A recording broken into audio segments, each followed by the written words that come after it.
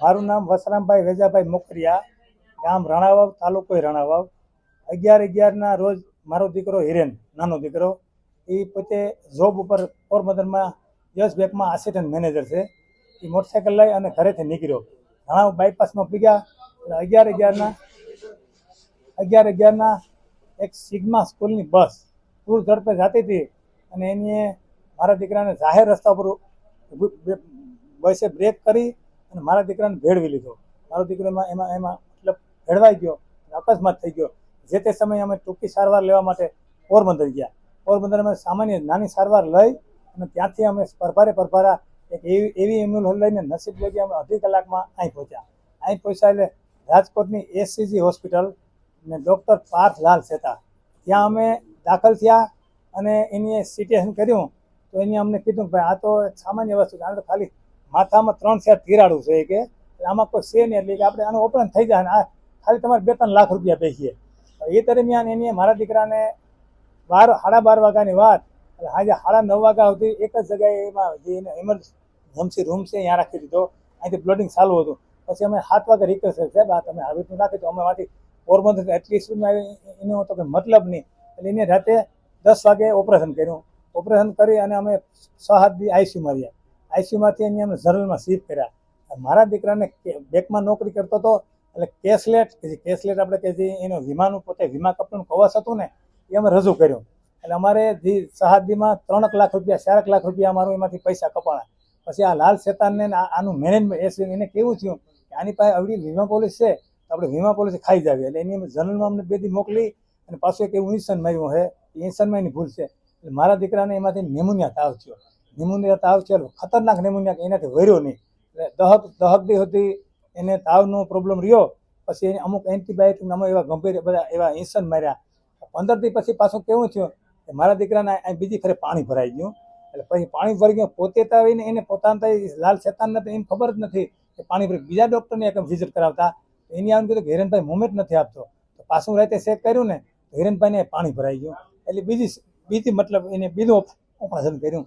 એ થઈ ગયા પછી ધીમે ધીમે પાછો હિરેનભાઈ ભાનમાં આવતો હતો. જે તે સમયે આઈસીયુમાં હોય તો એને આખી બોડી ચેક કરવાનો એનો અધિકાર છે.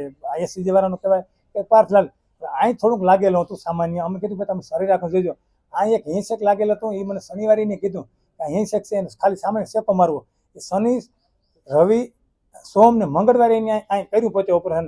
તો 5 ઇંચ આમ 5 ઇંચ આમ એવડો મોટો શેકો મારી દીધો. એ કાઢી લીધું. એનો વિષયનું તો સતાઈને કાઢી લીધું. એ થઈ ગયું. એને પૈસા સારું થઈ ને 5 દી સારું 5 દી મળું. પાછા એમ કરતાં પાછા વળી 8-10 દી થયા તો એને પાછો 28 તારીખે પાછો કેવું થયું કે આઈસીયુની અંદર દાખલ છે. હવે આઈસીયુની અંદર દાખલ એટલે આપણે આઈસીયુની અંદર દાખલ હોય તો એની જવાબદારી આવી જાય ને. આપણે આટલી કોઈ વસ્તુ છે કે આપણે અંદરમાં હોય, એની અંદરમાં તો એને 69 mm હેમરેજ પાછો થયું. પાછો વળી કે આ તો કે પાછો હોય કે કોમો મળી ગયો. 69 mm હેમરેજ થયો. પછી એમાં એને કંઈ ખબર ન પડી કે શું કારણ થયું. અમે કીધું કે આનું રીઝન શું? કે એ તો કે આપણે કે સિટેન કર્યું એટલે પછી એની ઓપરેશન કર્યું. એને પાછું કર્યું, સાહેબ આ તમે અંદર છે ને આવું કેમ થયું? પાછું એવું ભયંકર ઓપરેશન કરી નાખ્યું.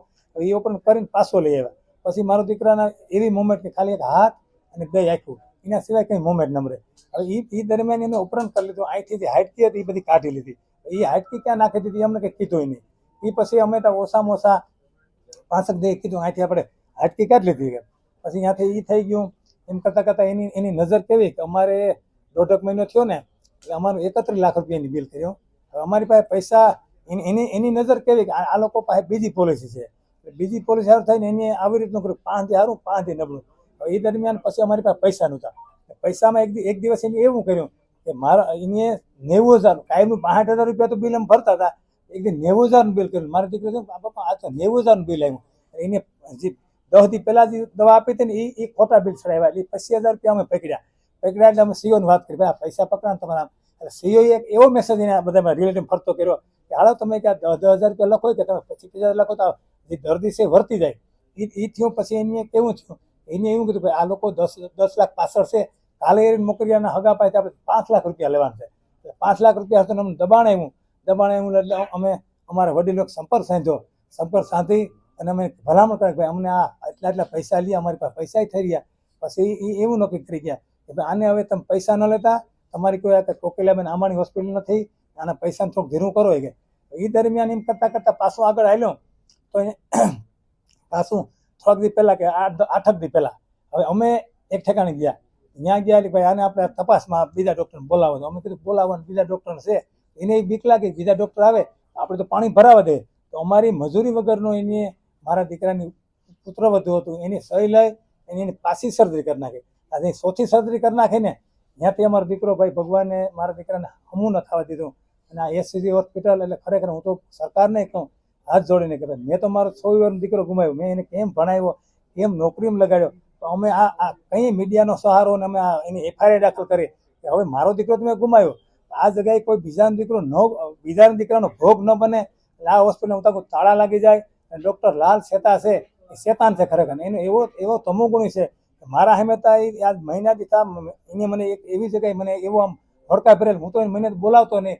તો ખરેખર લાલ શેતાનું લાયસન્સ રદ થવું જોઈએ, આ હોસ્પિટલમાં તાળા લાગવા જોઈએ.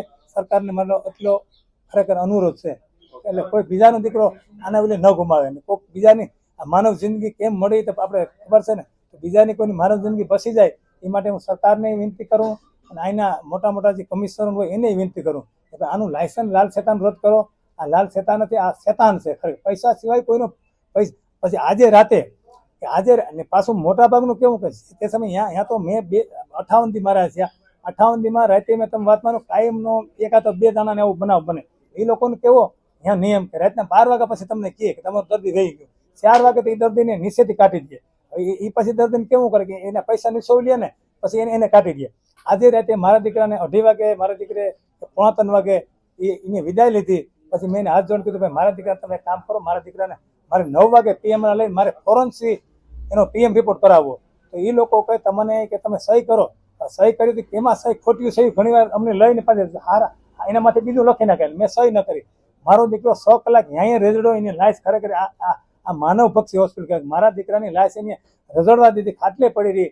પછી એને સવારે અમે 8 વાગે લઈને અહીં સરકારીમાં આવ્યા. હું તો ભગવાન એટલી પ્રાર્થના કરા અને તમને બધાને ભાઈ તમે મારું ઇન્ટરવ્યુ લીધું ખૂબ ખૂબ આભાર.